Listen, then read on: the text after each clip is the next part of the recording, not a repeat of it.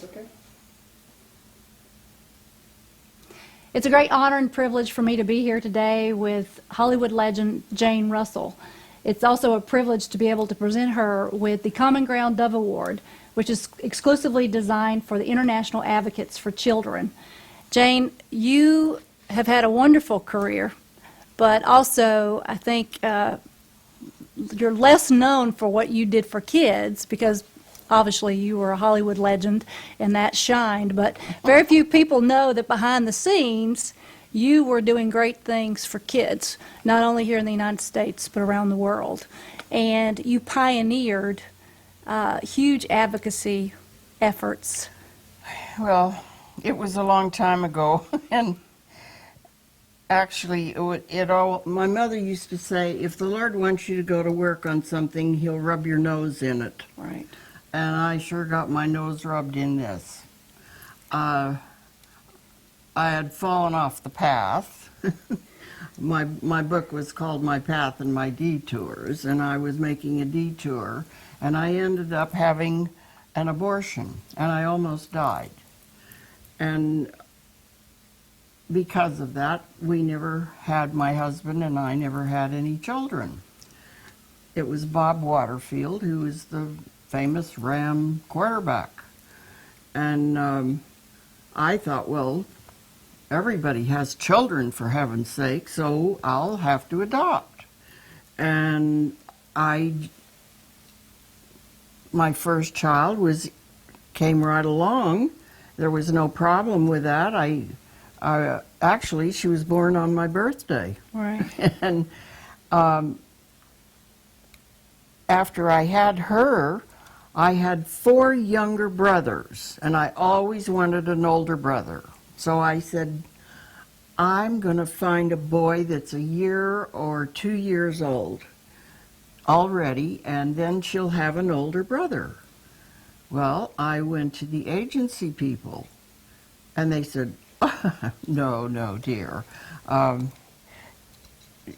We only place babies that are just born, and you will have a 2 or a 3 year wait. I thought, you don't place any boys that are a year or 2 years old? No, we don't. And I thought, well, that's ridiculous. I know there are kids that are in orphanages and that need homes, and but my mother and I was invited to go to England. I feel like the Lord just led me around by the nose. Right. Because at the right time, just at that time, I was invited to go to England and do a command performance, is what they called it in those days. And I did. We went over there, and I had friends that had just settled in the south of France. Mm-hmm. So, well, let's see, first of all, we went to Paris, and I got in, and I had a friend there who had gotten me in an orphanage. And there was a huge room with little boys that are about 2 years old, and they were all sitting at a table that was long and thin and made a big circle. Mm-hmm. And there were nuns walking around in the back. And these little kids had 10 tin plates in front of them, and there wasn't a sound out of them. They just were looking at these plates, and I thought, my mother has 21 grandchildren, for heaven's sakes. This is ridiculous. Those little kids need some love. Right. They didn't know how. Our kids would have been throwing food at each Yes. other and giggling and laughing. So, but you had to be French and you had to be Catholic there. So I went to the south of France. There was another friend that took me down to another city, and I got to see one little boy in an office. But you had to be Italian and Catholic. Well, I knew an Italian Catholic family in the States Right. that wanted to adopt a boy. So that father went over and he did get that boy.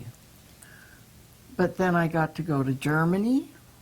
There were just several places, and I saw these kids, and I thought, this is insane. Right. People are waiting and waiting to adopt children in the United States, and these are children that need homes. So I came home. First, I went to England and did the show Right, we were right. supposed to do, and it had gotten in the paper that I wanted to adopt a boy that was a year or 2 years old. And a mother called, and my mother got the phone call, and she said she had a 15-month-old boy, and they were from Ireland, and that she had 3 other children, and she just thought that sending him to America was like sending him to heaven. Okay. And so she brought him up, and I looked at him on that bed. He was gorgeous. He had big blue eyes and blonde curls, and I finally got my boy. But I had heard that there might be some problem. The Lord had made it very clear there was going to be problem. When I got home, the photographers were climbing on top of each other's shoulders to try and get a picture. And later, a little bit later, there was a member of Parliament who stood up and said, "How dare these American movie stars come over here and try to take our children. This boy was born in London." Well, I didn't know that. He was on an Irish passport. Right. And it took 9 months of court time in London. We had to get an attorney. The parents never changed their story. And finally, the judge said, "Well, I think the very best has been done for this particular boy, but I want it made plain as day that no one other than a British subject can adopt a British subject." Right. So I got the one boy. Right.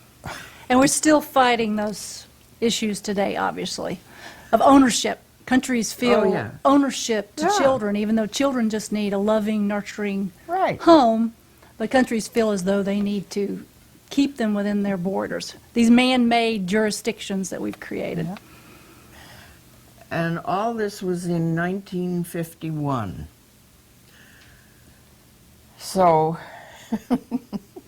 I have to tell you a story about when he grew up a bit. He was 16, and he had his first car, and it was he and a buddy were in a hot rod, and we had all gone to a luncheon for adoption. This Right. was years later. And he came alongside the car, and I had 2 gals in the front and 3 in the back that we'd all been to this. It was a men's fashion show, and they had fathers and sons on it. And so I had invited him. And he came alongside the car and he said, "Hey, Mom, none of this would have happened if it wasn't for me." And they went tearing off in the car. That's great. I do want to read an excerpt from your book that Edith Edith Lynch actually had this to say about Jane when you were obviously under contract with Howard Hughes. She said, and this is the time when you were working with RKO, she said, "No matter that Hughes didn't want his big, sexy movie star tied to an intercountry adoption program, the publicity it generated at the beginning was so adverse to any campaign ever dreamed up by a studio that we really didn't know how to deal with it. Hughes gave explicit orders that the studio was not to get involved.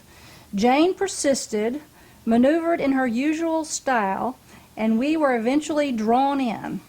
Our excuse being we could then control it, Actually, it was bigger than all of us. So at the time, you're this huge, big screen star in Hollywood and traveling all over the world promoting your movies with Howard Hughes. And tell us what was behind the scenes of all those trips. Well, when I got home, I just knew that I had seen children that needed adopted parents. And I knew how many people there were in the States that wanted that.